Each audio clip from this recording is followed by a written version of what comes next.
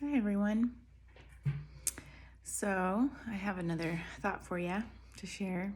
Um, Something came up in a session this morning, and it reminded me of something that not only have I experienced, but that I find that a lot of people have experienced that have made a very conscious choice to create a new mindful behavior or skill or to overcome an old pattern or habit. Um, and it's interesting how when we make those conscious pivots or shifts or changes in our lives, that there's uh, through the lens of parts work, which is what this my coaching work is based in, that there oftentimes is a new part that arrives, and it's there to almost monitor us, keep us um, connected to this new intention of, I don't want to do this behavior again. I don't want to hurt people in the same way again. I don't want to affect the outside world or others in the same way again. And so there's this monitor part that comes online, is born in our system. And it's a very helpful part, right? It keeps us connected to this intent. It works very, very hard. But eventually down the road, there is a new challenge that arises, a new opportunity for learning and growth. Some of our skill set that we've learned before is applicable, but oftentimes there's new aspects, new skills that need to be learned, new ways of adapting this old skill into a new form, a new situation or scenario. And this part that existed from before is still monitoring in the same way. It's still sending the same messages, the same thoughts. And interestingly enough, what's happening in that situation is that part can become so loud, but what it's saying isn't necessarily that updated for this new situation. So it can bring up feelings of confusion, discontent, a disconnection. It also can create often a sense of polarity with these innate parts of us that we have that are always adaptable, always seeking growth and learning. These very intuitive, learning forward parts that we're all born with. We're human. We naturally want to grow and evolve. It's a part of who we are. It's a part of our expression. We naturally move towards expansion and growth. And so there's these kind of inner parts, but yet because we've had this monitor part, it sometimes can keep us from fully trusting these more innate ways of being, these this intuitive direction that we're sensing that we need to go in, but this older part is still like, hold on, that looks different. I don't understand the situation. I don't know if that's the right way of going about things. You still need to go about go about the situation the same way, but these other intuitive ways of being don't quite align with that method. So there's this kind of tug of war, polarity that can happen. And so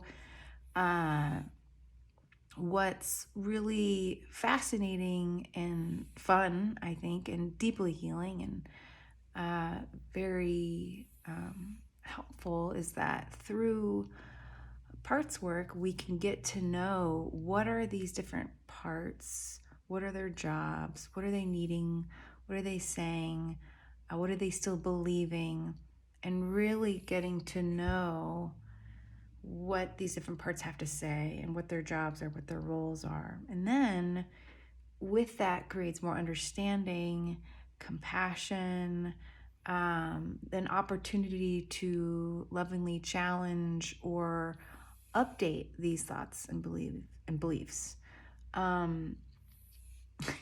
You probably hear Hazel gently snoring right now. It's very cute. Anyway, so when you can take the time to sift through and get to know, you can update these parts. You can unburden what they're afraid of through this more, through the place of from the place of the self, which is our core innate being that I mentioned in my last video, this true essence of who we are, which is we're boundlessly aware, capable, we are courageous, compassionate. These are all our innate qualities, and it's a very wise, mature, timeless sense of who we are. And so from that place of the self, we can almost reparent these other parts and gain their trust. So then that they are working for us instead of the other way around, because sometimes our parts can become so dominant that we are under their authority, and then we lose sight of what our core self is really needing and feeling and believing, and we can't hear the other parts that are also there, these intuitive insights, these ideas, this intuitive direction of where to go. We can't hear that, and we can't sense it. We don't feel connected to it. So from the place of the self, which is created naturally through parts work, because access to that, because we're able to separate and sift and organize and get to know the system, it makes room, it divides the water, it parses and creates space for the self to arise and to lead. And this is what we call self-leadership as well.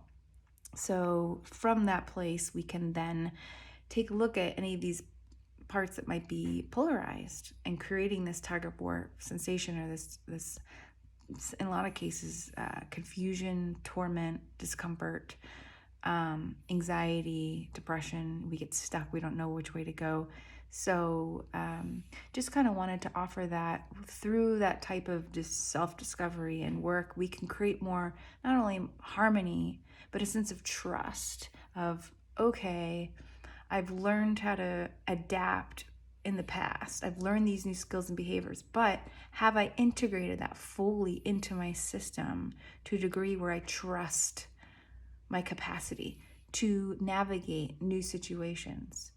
And so once we can build and create more of that trust, more of that self-leadership, then those monitoring type parts can relax and trust us and not be so loud, not be so dominant.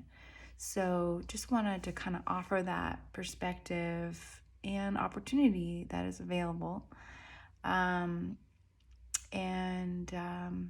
Yeah, you can do that through parts work. You can do that through mindfulness practices, meditation. There's many ways.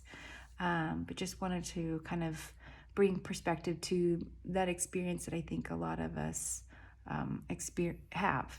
And so if that offers any solace, that makes me happy. Or if it piques your curiosity, that makes me happy too. So yeah, lots of love.